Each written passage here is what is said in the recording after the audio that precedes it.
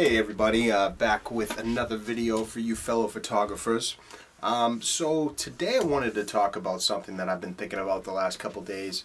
I see it on a lot of photography forums. People are talking about this, and there's actually a debate that's going on between a lot of older school photographers and people that have grown up in just the digital realm. I wanted to talk today about the amount of photos that you should be shooting on a wedding day. This is a hot topic. A lot of us who came from the old film days cannot even fathom shooting thousands of pictures during one event. I totally get it. You know, back in the day, it was very, very difficult to carry extra rolls of film, and switch things out is very expensive. So really, you were focused on a clear timeline and a clear objective for pretty much every shot, and there was very little room for extra creativity, candid moments, things like that when you're on a wedding. Nowadays, things are obviously different. We have digital cameras and we have higher storage capacity. You know, with these XQD cards, I mean, like right here, this card, I mean, one of these cards is 128 gigs. And with my 24 megapixel Z6, it's, I get like 2,500 photos out of one card. So I think that the debate is a little unfounded and a little bit ridiculous, honestly.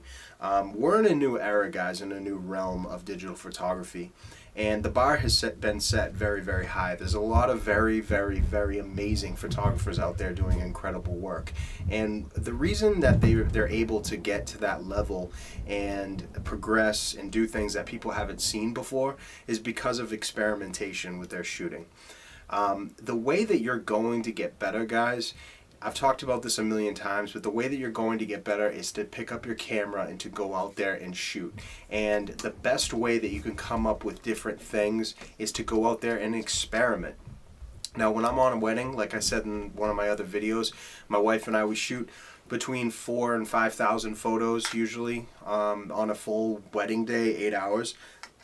That's the average.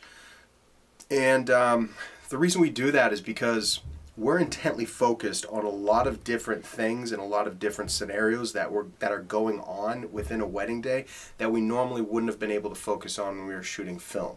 So nowadays you can go around and you can basically so it's more work because you're constantly scanning the room for scenarios and situations that are interesting. But you need to not be afraid of getting out there and just shooting anything that sparks your imagination or your creativity. You don't ever want to question if you should take the photo or not.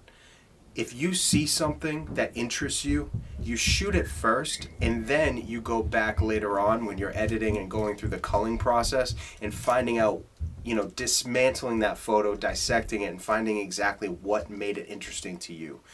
You want to experiment with different angles, like I've said, obviously in another video too, you want to get low, get high, get really close in, and get further back. Those 4 things, and you want to experiment with those as much as possible and getting different angles, getting different points of view, and experimenting, guys. I know I keep saying that word, but that's really what it is. I took a million shitty photos in my life, and the only reason I was able to do that nowadays is because I have high capacity storage capabilities with these digital cameras. There's no shame at all in shooting a lot of photos. Please, guys, do not listen to anybody who says that you should not be shooting a lot of photos, that it's unprofessional, or that you don't know what you're doing. You should be using your camera to its full potential, and the amount of photos that we're able to shoot now, using that to open up all the new possibilities with different ideas that you can execute on a wedding day. Guys, you need to look at it like that. Don't listen to people who are saying that you should not be shooting a lot of photos, or that you're not a professional, you don't know what you're doing if you are shooting them, because it's an unfounded claim. We need to be out and we need to be pushing our boundaries and our limits and not afraid to fail nowadays, because we have that buffer zone. We can go, and it was a lot different when you had a roll of film and there wasn't a lot of room for failure because you only had limited space. Now you can push yourself and fail and then figure out what you can do better and what you can improve on next time by shooting a lot of photos. So I just wanted to touch on that real quick. It's not a situation, I don't look at people who shoot thousands of photos on a wedding day. I mean, I also said before that I know unbelievable, excellent professional photographers that shoot, 8 to 10,000 on a full wedding day, 8 to 10 hours. That's a lot of photos, but these people are experimenting like crazy. They're shooting crazy angles. They're shooting all types of different lighting. They're very, very, very interested in creating something different. And there's no way that you can do that without shooting a lot of photos and experimenting. So I just want to touch on that, guys. Let me know what you guys think, because I know this is kind of a hot topic in a debate, and I've seen it a million times on different forums. People saying, coming out and actually being kind of rude and saying that people are straight up not knowing what they're doing if they're shooting a lot of photos.